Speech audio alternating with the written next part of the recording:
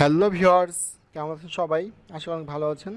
Easy learning computer চ্যানেলে আপনাকে স্বাগতম। ভিউয়ার্স, এখনও যে আগের ভিডিওগুলো দেখেননি অবশ্যই আগের ভিডিওগুলো দেখবেন। ভিডিওগুলো দেখলে খুব সহজে কিন্তু আপনি কাজগুলো শিখতে পারবেন। তো ভিউয়ার্স, গত ক্লাসে আমরা শিখছিলাম মাইক্রোসফট অফিস এক্সেলের যোগ বিয়োগ গুণভাগ কীভাবে করতে হয় সেগুলো। তো আজকে আমরা দেখব নতুন আরও কয়েকটি বিষয় নিয়ে। তো এই জন্য আমরা যেটা করব, সরাসরি আমরা এখান থেকে মাইক্রোসফট অফিস এক্সেল ওয়ার্কশিটে ঢুকে যাব। ভিউয়ার্স, এখানে আসার পরে দেখেন আমি আগে এখানে কিছু লিখে রেখেছি। তো ভিউয়ার্স, গত ক্লাসে আমি যোগ বিয়োগ গুণ ভাগ করে দেখাইছি। আশা করি সবাই বিষয়টি বুঝছেন। তো আজকে আমি দেখাবো কিভাবে আপনারা এক্সেলের মাধ্যমে গড় মান অর্থাৎ অ্যাভারেজ, সর্বোচ্চ, সর্বনিম্ন পার্সেন্টেজ বের করতে পারবেন। তো ভিউয়ার্স, এই জন্য আমরা যেটা করব সেটা হচ্ছে আমরা প্রথমত দেখব কিভাবে হচ্ছে আপনি গড় মান বের করবেন। গড় মান হচ্ছে অ্যাভারেজ, অ্যাভারেজ মানে গড়। তো ভিউয়ার্স, অ্যাভারেজটা আপনার কোন ক্ষেত্রে প্রয়োজন? আপনি একটা স্কুলের রেজাল্ট, কিছু ছাত্রছাত্রীর একটা রেজাল্ট শিট তৈরি করবেন বা মাসিক গড় হিসেবে বের করুন, সেক্ষেত্রে কিন্তু আপনার অবশ্যই অ্যাভারেজটা লাগবে।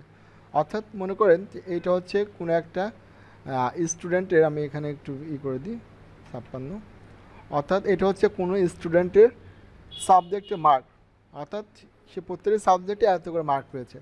এখন আমি চাচ্ছি যে আমি দেখব যে অ্যাভারেজে বা গড়ে সে প্রত্যেকটা সাবজেক্টে কত করে মার্ক পেয়েছে। কারণ যখন আমি রেজাল্ট শিট তৈরি করব তখন কিন্তু আমরা অবশ্যই গড় গ্রেড বের করতে কিন্তু অবশ্যই আমার গড় মান লাগবে। সেক্ষেত্রে গড় মান ছাড়া কিন্তু আমরা এটা বের করতে পারি। কেন? কারণ মনে করেন 50 পেলে পরে এ মাইনাস, 50 পেলে বি গ্রেড, 60 পেলে এ মাইনাস, 70 পেলে গ্রেড, অর্থাৎ এটা কিন্তু অ্যাভারেজে কিন্তু পেতে হবে, তাইলে না আমরা গ্রেডটা বের করতে পারবো। এই জন্য আমরা যেটা করবো সেটা হচ্ছে জাস্ট সমান দিব। সমান দিব, আমরা এখানে লিখবো হচ্ছে অ্যাভারেজ, AVERAGE। অ্যাভারেজ লেখার পর আমরা এখানে জাস্ট ব্র্যাকেট দিব। ব্র্যাকেট দেওয়ার পর ভিউয়ার্স আগের মতো ফার্স্ট সংখ্যা। তো ফার্স্ট সংখ্যা দেওয়ার পরে আমাদের এখানে যখন আমরা অ্যাভারেজ বের করবো তখন ফার্স্ট সংখ্যা দেওয়ার পরে আমরা শিফট চিপতে মাঝে ইস্টু দিব। মাঝে ইস্টু দেওয়ার পর আমাদের লাস্ট সংখ্যা দিতে হবে। তো আমরা এখানে 56 আছে, আমাদের লাস্ট সংখ্যা 56 দিলাম। দেওয়ার পরে এখানে জাস্ট ব্র্যাকেটটা আটকে দিব। দেওয়ার পর দেখেন ভিউয়ার্স, আমরা এখানে ইন্টার দিলে কিন্তু আমাদের অ্যাভারেজ মান বেরিয়ে আসছে। অর্থাৎ অ্যাভারেজ মান কত আছে? গড় মান কত? 62। তার মানে কি, যদি আমরা এটা গ্রেড সিস্টেম বের করতাম সেক্ষেত্রে তার রেজাল্ট আসছে কত? এ মাইনাস।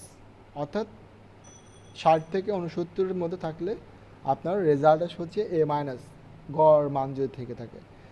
এরপর ভিউয়ার্স আমরা দেখব কিভাবে আপনি এই টোটাল একটি গড় বের করবেন। সেমভাবে আপনি সমান সমান দিবেন,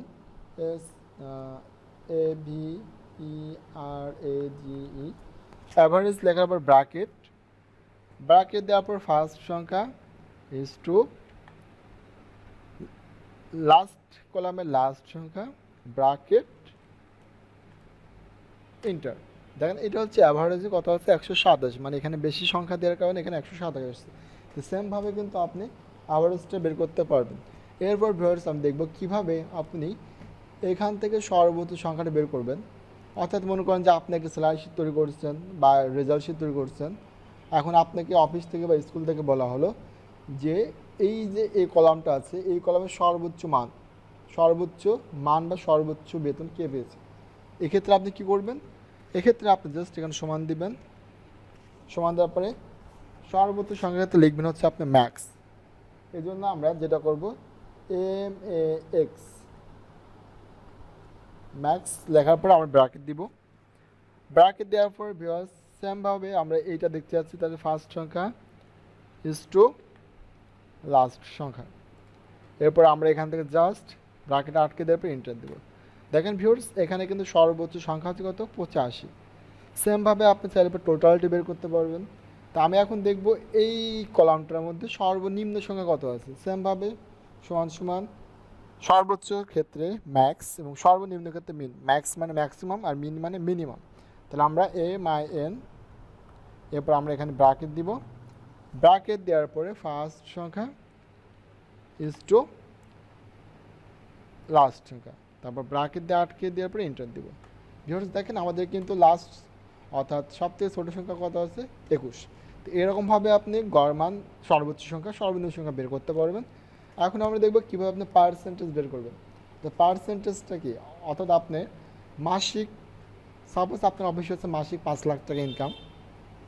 এখন এই 5 লাখ টাকা থেকে হয়তো বা আপনার প্রত্যেক মাসে 17% ভ্যাট দিতে হচ্ছে সরকারকে, বা ইনকাম ট্যাক্স যেটাই বলেন। এখন ওই ক্ষেত্রে আপনি পার্সেন্টেজটা কীভাবে বের করবেন? তো তো সাপোজ মনে করেন ভিউয়ার্স আমার হচ্ছে এখানে আমি দিলাম 5 লাখ টাকা, অর্থাৎ এই যে 5 লাখ টাকা, এই 5 লাখ টাকা তো হচ্ছে কোনো একটা প্রতিষ্ঠানের মাসিক আয়। এখন এই 5 লাখ টাকা থেকে আপনাকে 17% ইনকাম ট্যাক্স দিতে হবে। এখন 17% করলে কত হবে এটা তো আপনি জানেন না। এক্ষেত্রে আমরা কী করব, সূত্র প্রয়োগ করবো। তো জাস্ট সমানটা দিতে হবে। সমানটা দেওয়ার পর ভিউয়ার্স আপনি চাইলে পরে এখানে মিন লিখতে পারবেন, আর চাইলে পরে মিন নাও লিখতে পারবেন।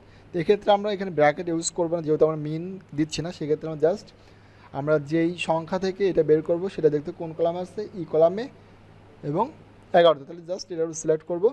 সিলেক্ট করার পরে আমরা এখান থেকে কিবোর্ড থেকে গুণ চিহ্ন দেবো। গুণ দেওয়ার পর কত পার্সেন্ট বের করবো, 17%। জাস্ট আমি এখান থেকে 17 দেবো, দেওয়ার পরে শিফট চেপে ধরে পার্সেন্টেজটা উঠাই দেবো।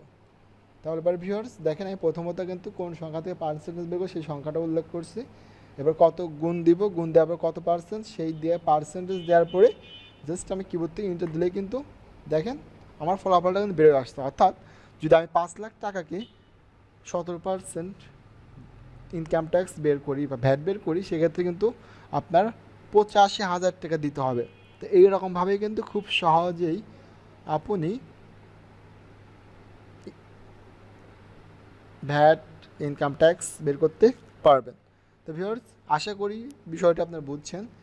অ্যাভারেজ অর্থাৎ গড়, সর্বোচ্চ মানে সবথেকে বড় সংখ্যা, সর্বনিম্ন মানে সবথেকে ছোটো সংখ্যা, এবং পার্সেন্টেজ আপনারা খুব সহজেই বের করতে পারবেন।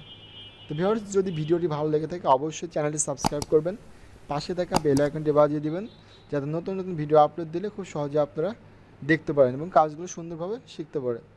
তো ভিউয়ার্স আজ এই পর্যন্তই। সবাই ভালো থাকবেন, সুস্থ থাকবেন।